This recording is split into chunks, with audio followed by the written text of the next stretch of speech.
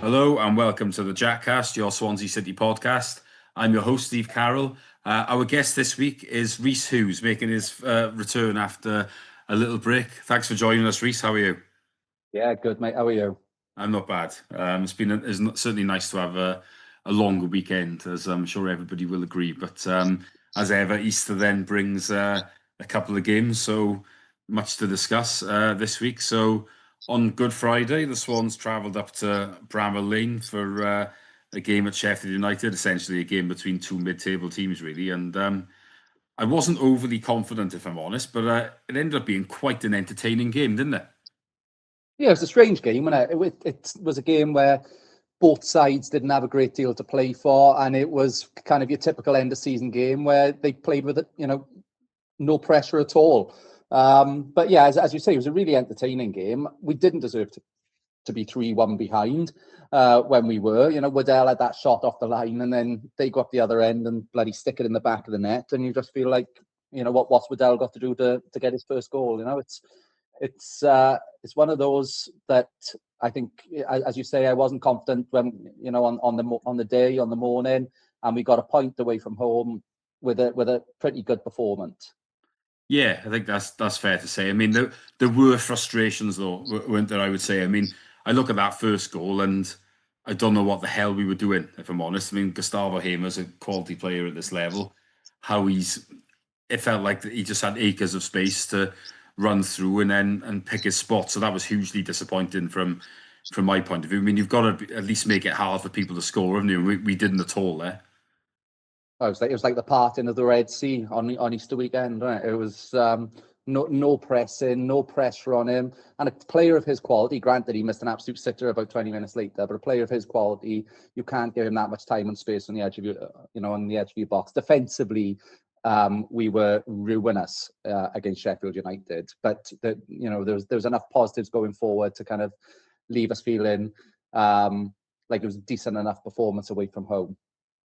Yeah, it certainly was better going forward, wasn't it? I mean, Franco did well to win the penalty, and then amazingly, that was Vipotnik's first penalty of the season. You think he's done really well to get to the total he has without scoring a penalty. Although I'm sure we'll talk more about penalties shortly. But yeah, I mean, a key moment in the game, really, as you mentioned earlier, was the chance for Waddell. I mean, he's a bit unlucky not to score. I mean, really, that you do need to make the most of those chances, but it was really frustrating, wasn't it, that they then went up the other end and from being 2-1 up, we were 2-1 down, weren't we?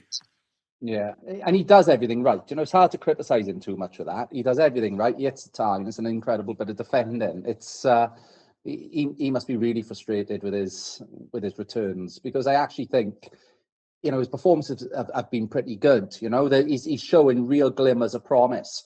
It's going to be like London buses. When he scores one, he's going to end up getting a hat for.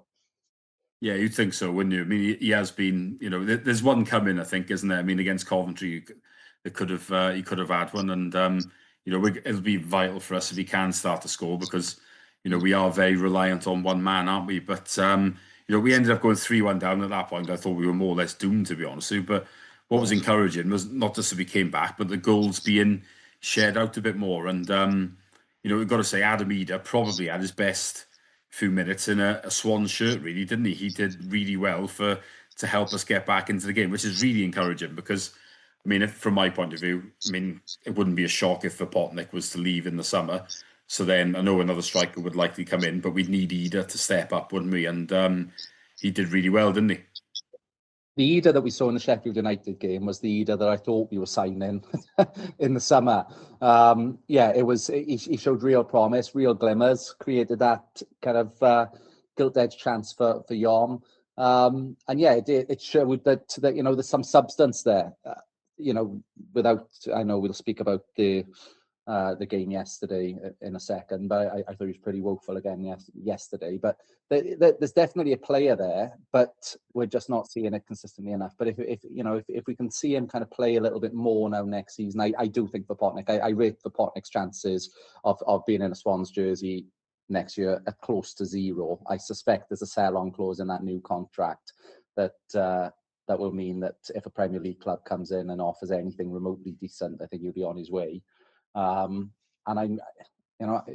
we've got to lump on Ida to replace his goals. I haven't seen enough in Ida to suggest that he will, but we've paid a substantial fee for him. We've lumped on him replacing those 20 goals a season. Yeah, exactly. I mean, sometimes when you lose a top marksman, the goals need to get shared out a little bit then, don't they? But you also then always need a striker to score a few. So we will certainly be looking at Ida. And, I do have a little bit of sympathy for him because when he came in, he may have thought he was going to be the main man. And then Vipotnik hit form. And then when you play with one striker, generally that player is going to keep the shirt. So it's been a bit unlucky in that sense. But, when he has played, he probably hasn't done as well as we would have liked. So I think that little cameo was very encouraging, really, and it wasn't just the goals that he set up Eom for the equaliser, and Eom's another one that hasn't really chipped in with enough goals, so it was great to see him get on the score sheet as well, wasn't it? Yeah, there's a lack of creativity in that midfield, isn't there? On the whole, when you've got Ronald, Yom, Waddell, I do rate, but his return so far is poor. When you've got them playing in your three forward positions in midfield, you're always going to struggle to really create chances for any striker. And so, although we've scored plenty of goals over the last few games, we've scored, there's been 10 goals in the last two games over Easter. I got concerns about our creativity behind those strikers, whoever's up front for us next season, be it for Botnik or Ida.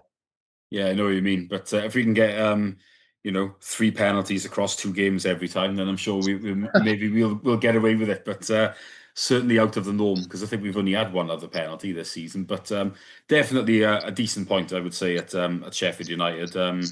Not a place we've had too many wins from. I remember there was that great one in the FA Cup about 20 years ago. But other than that, don't think we've done great up there. And I think there was that opening day one, wasn't there, when we won up there under Graham Potter. But I can't remember too many successful days up there. Under Russell Martin, there were a couple of hammerings. So a well-earned point, I would say. And then yesterday, Easter Monday, we welcomed Middlesbrough and a certain Kim Hellberg, who was previously linked to the Swans job, but has ended up at the Riverside. I think this one was always going to be a difficult game, really. And Middlesbrough certainly started well, didn't they? And I was a bit fearful, I must admit, when they went 1-0 up early on. Yeah, I got to be honest. Kim Hellberg feels like the one that got away for me.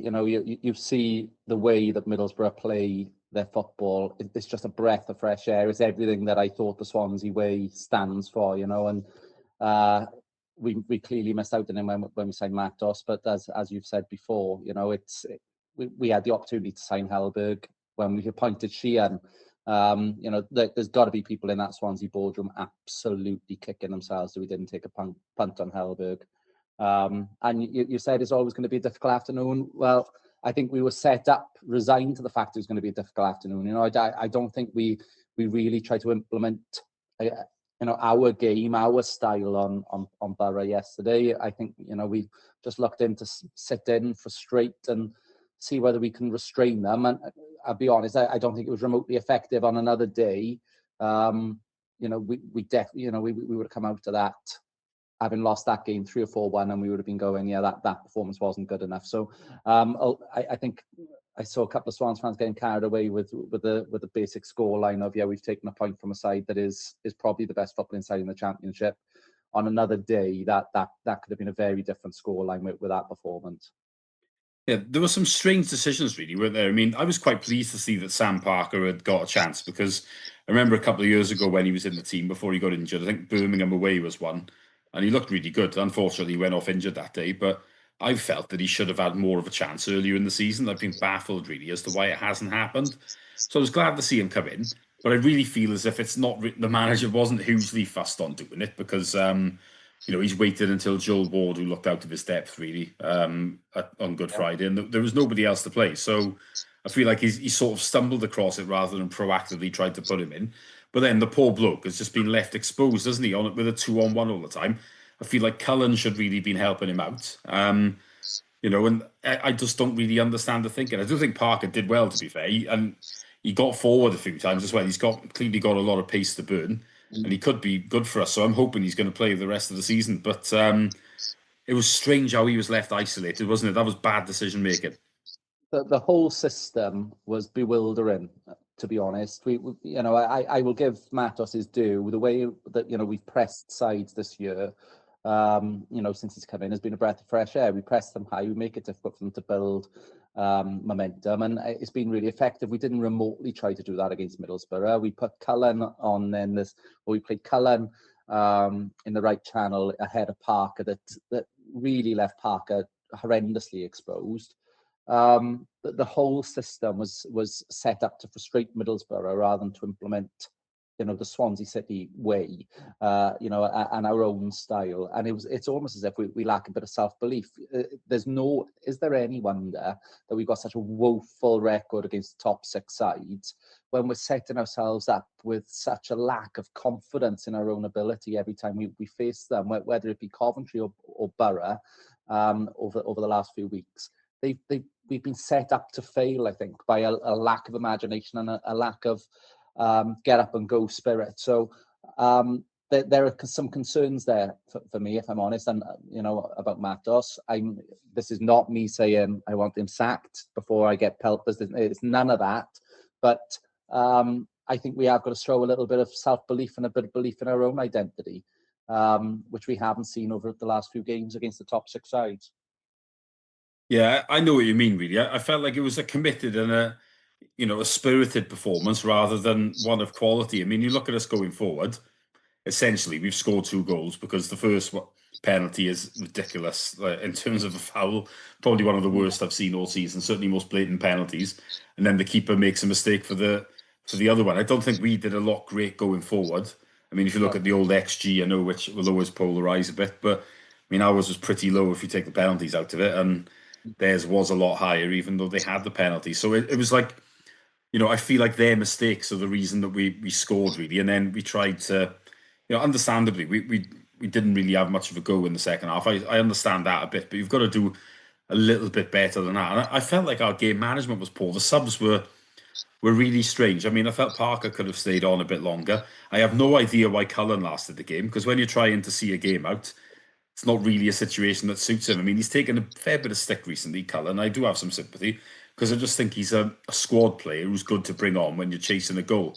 Other than that, I don't really think that he should be in the team. And, Matos bit back a little bit yesterday saying that he needs more support. But by playing him in a position that doesn't suit him, it's leaving him to, open to criticism, I think. And that's where I do have a little bit of sympathy. And then it just seemed a bit like Cullen on with then, Fulton went off, which I found strange when you're trying to hang on to a lead. I felt that Yalkoué should have come on for Cullen.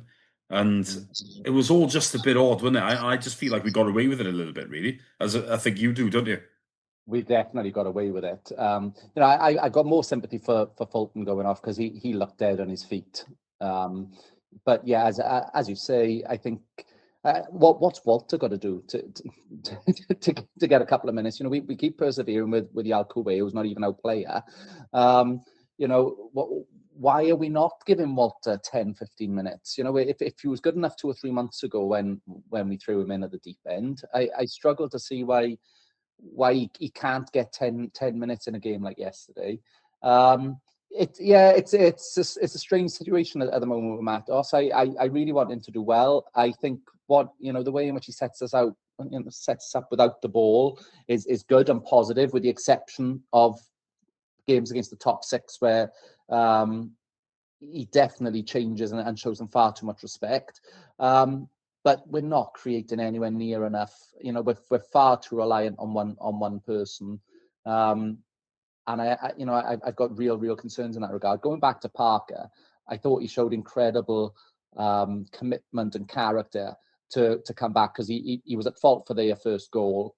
And after that, he was a completely different player. He showed a real kind of get up and go spirit. And I will say that for this Swansea City squad, there's a lot of heart there. There's a lot of last ditch tackles. They've got bodies on the line. They are definitely playing for the manager and playing for the badge.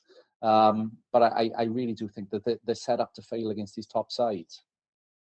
Yeah, that's the thing, isn't it? It is, you can just see that there's these couple of red flags that I don't like. And as you mentioned, Walter's a good example now. Like, how has he not had any minutes across the 2 games? Now, I do understand to a point maybe why he didn't come on yesterday, because when you're hanging on a little bit like that, it's maybe not the right game to bring him on. But when we were chasing against Sheffield Wednesday, oh sorry, Sheffield United, he definitely could have come on. So it does feel a little bit like he doesn't like him, doesn't it? I mean, you look at Nunes didn't really get many minutes over the he didn't come on against Sheffield, didn't come on against Middlesbrough, did briefly against Sheffield United.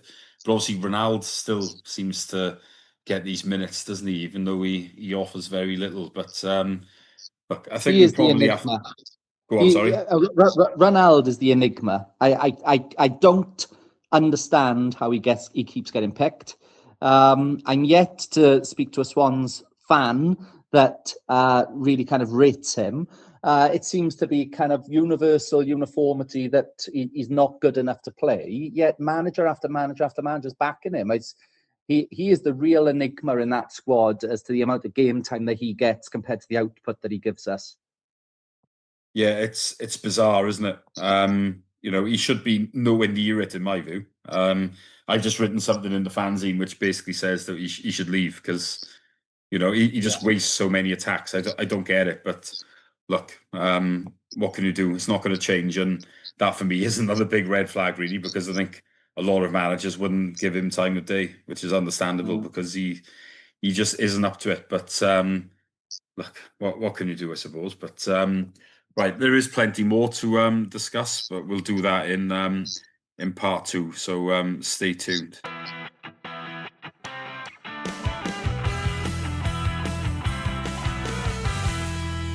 So in other news, since we last recorded an episode, the Swans finances came out and they were slightly jaw-dropping to say the least. A loss of 21.5 million. This is the norm. It feels like at this level now. I can't say I like it at all because that is a lot of money that needs to be made up. I don't think we're in any immediate trouble, but we're lucky that the ownership at this stage are willing to fund it. Really, I mean, but that might not necessarily go on forever. But it just feels like that's the way the game is now. I mean, Reece, from my point of view, I'd rather try and live within our means if we can, but that feels like relegation now. So it's football's just crazy, isn't it? It's an uncomfortable reality, isn't it? That football clubs are being run so unsustainably, so unsustainably at the moment in that second tier that it's almost a race to the bottom for those that are prepared to take the most risks. And as we've seen by many clubs bigger than us have been fallen foul of things like that. So a lot of red flags in terms of the finances, no doubt about that. Where it actually puts us in terms of other championship clubs, though, there's real hope, reason for optimism. We're nowhere near as bad as the vast majority of championship clubs, but I'm not sure how much better that makes me feel when as you say, that the losses at 20 million.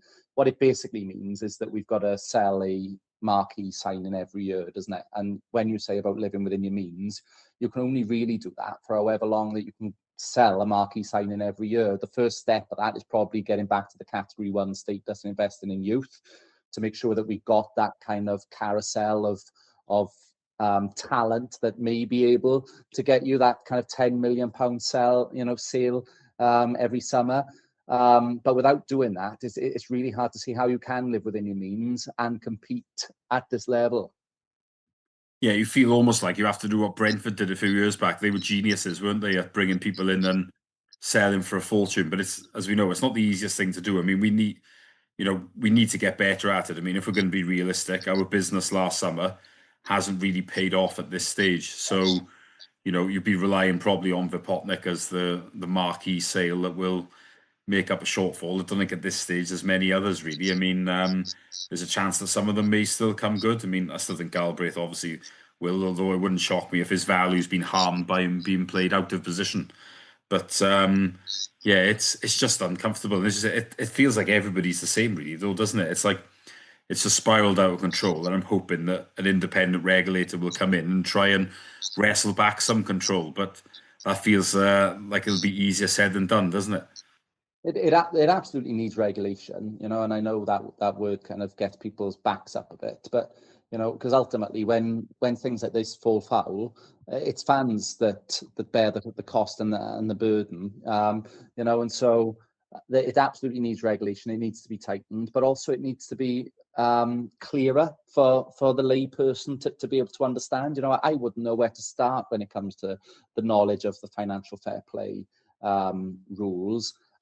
We've seen already from the Chelsea headlines last week and the Man City 100 odd charges against them. There's a real lack of understanding amongst the fan base as to what these charges are. What the frameworks are as to how they're going to be judged, what the punishments are going to be.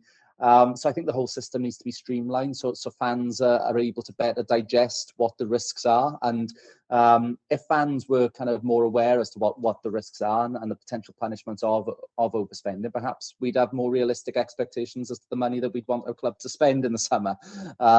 But yeah, you're absolutely right about what you said. I think Potnick is almost certainly going to go in the summer for that purpose. I think he signed a contract almost certainly with a nice release clause, which basically says if a Premier League club comes in for maybe 18 million, that we'd have to sell him. And he will be our marquee, hopefully, then for the summer.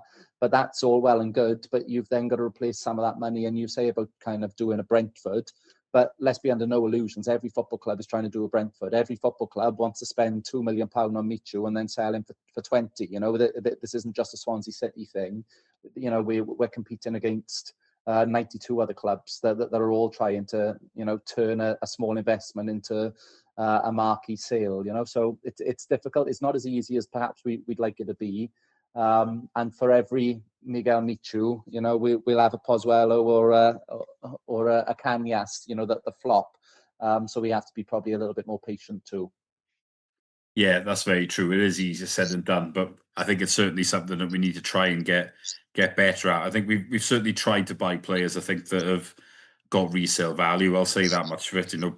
Guys that are under 25 and are trying to improve and make a name for themselves, but at this stage they probably haven't come off in the way we'd like. So that's a bit disappointing, I would say. But Vipotnik wasn't great last year, and obviously he's been very different this year. So you can't write people off either. Certainly not all of them. I mean, Ronaldo I've long written off, but yeah, a few others are not. I'm not going to be on the scrap heap just yet. But looking ahead, then, Reece, we've got Leicester at the weekend. I mean, they're in a bit of a state, aren't they? I mean, they nearly lost at Sheffield Wednesday yesterday. I mean, which really would have been a shocker. They clawed back a late equaliser, so they got something, but. I mean, still 2 points dropped. I mean, they're in big trouble, aren't they? I mean, I guess in some ways they are a bit of a lesson financially in terms of, if you go overspending and then it doesn't come off, you could be in big trouble, couldn't you? But I mean, it's a chance for us, isn't it, to go there and add some misery. Yeah, I watched a bit of their game, funny enough, against Preston on Good Friday because I was watching it in a bar in Spain. I was watching the Swans, and the Leicester game was on the TV next to it. They look woeful for large parts against Preston. They managed to get I think it was a score draw. I think it was 2-2 in the end against them. They're in a real rut, and I just hope that we go up there and try and play our way and again, as I mentioned, I know I'm probably kind of repeating myself, but having a little bit of self-belief in what we stand for and how we want to play the game. If we do that, then I think we can be a match for anyone on our day, and I genuinely do believe that. So I just hope we don't go up there and kind of play within ourselves, go up there and actually play without any pressure, treat it almost like a glorified pre-season, which was almost what we did against Sheffield United. It seemed like two sides that kind of just threw caution to the wind, and let's see what we can do against them. Yeah, would you like to see any players get a chance? I mean, from my point of view, Parker certainly needs to stay in the team, doesn't he? Yeah, and I think Walter too. If we can't play him now at this stage of the season where there's nothing to play for, then I struggle to see where he's going to fit. I know you say that it looks like Matos just doesn't fancy him. It does seem that way. But if we're looking to turn him and the investment, into something that's promising and turn him into a potential marquee sale, then we're going to have to back him at some point. And there's no better time than now when there's nothing to play for. No, absolutely. And as you said earlier, I mean, the lack of creativity and goals from those attacking positions means that he really does. You've got to be looking and thinking, well, these other guys haven't done it.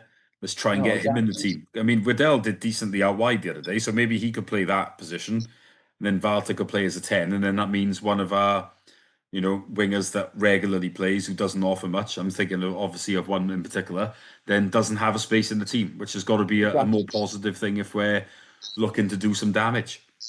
Exactly. I'd have a lot more sympathy for Matos not picking him if our wide players and our attacking players were creating chances, but we're not. So it's a struggle to see how he's being kept out of the team at the moment. He's got to be worth a punt, I suspect, on Saturday. And then other than that, really, the team probably picks itself, doesn't it? We've got to persevere with Parker. And give him a bit of a go. And even there may even be an argument that Parker plays higher up the field. And because I thought he looked really good in advanced areas. He put a couple of delicious balls across the box yesterday. He's shown far more going forward than Ronaldo has for the last 3 months. I'd say Ronaldo all season. I was trying to be polite. Well, I think it's 35 games without a goal. That's incredible, isn't it? In that position. I think it's only 4 or 5 assists all season, and obviously it was 12 games without a cross, so a successful cross. So yeah, well, I don't really know what else there is to say, but what can you do? I do know what you mean. I think Parker could play further forward, but he's not going to at this stage. I would have thought, purely because if he does, that means Ward would have to play right back, and I don't think Yeah. I don't think we're going to do that again at this stage. But generally, maybe. I mean, I don't think Key is going to be back on Saturday. He might be after that. As we know, Galbraith won't play again this season, which is hugely frustrating, especially given that he picked up an injury in what was essentially a Mickey Mouse friendly that nobody wanted to go to. So look, but what can you do? I mean, but do you think? I suppose the last question I'll end on really is: do you think we can finish in the top half? Is that a realistic aim? It's pretty close together, isn't it, amongst those teams? But I mean, I'm not convinced we will, based on the games left. They don't feel the easiest. I mean, our away record's poor, and that's what worries me the most in that sense. We've got Southampton at home, who are very good. That'll be a difficult game. See QPR away, which isn't too bad. Norwich away, which feels very tough, and then we have got that one home game with Charlton, which you'd be hopeful we could win. But top half, realistic or not? It's definitely realistic. It's 100% realistic, and that should be the target. I think it's improbable at the moment. I've got concerns about the level of performance at the moment. Not a lack of heart, not a lack of character, none of that. But I've got concerns about our level of performance. But it's absolutely realistic. What is it? Are we 1 point or 2 points away from the top half at the moment? It should absolutely be the number one priority. And I think for Matos, I think it's actually really important that we finish the season on a high. I know we say that there's nothing to play for, and we in kind of crude terms of the playoffs or relegation, we haven't got anything to play for. But I actually think Matos probably needs to end this season on a positive footing, so he starts next season on a positive footing, because it makes his job all the more difficult next season if there's even the slightest shadow over his future and or ability, going into next season. So I really hope, for his sake and for our sake, that we end the season positively and strongly, and it should then give us a little bit of a springboard for a more positive start to next season, where we can actually look forward to games of football again down there. Yeah, hopefully. I agree with you. We're actually 3 points off the top half at the moment. So, and we're 15th. QPR are the one that we'd be chasing there. They're in 12th on 57. We're on 54. Obviously, they are one of the teams we play, so we'd have a chance to close up on them. But yeah, it's been very tight in the middle for a good while, really. Norwich on 9th on 58, and then all the way down to, well, Sheffield United really in 17th on 51. 7 points separating about 8 or 9 places. So, if there is a chance to go higher if we end the season well, but you probably think we need about 3 wins to get in the top half, and I'm not convinced that's coming. But We will see. Hopefully, we can do better at Leicester this weekend. Certainly, show more. That we have maybe in yesterday in terms of quality and the same type of commitment. Then we can hopefully we can put another nail in Leicester's coffin. No offense to them, but obviously this world is dog eat dog. So I'd love to see Leicester go down because I think the championship is all the stronger for having Leicester in it. That I can't see them being down there next season if they do survive.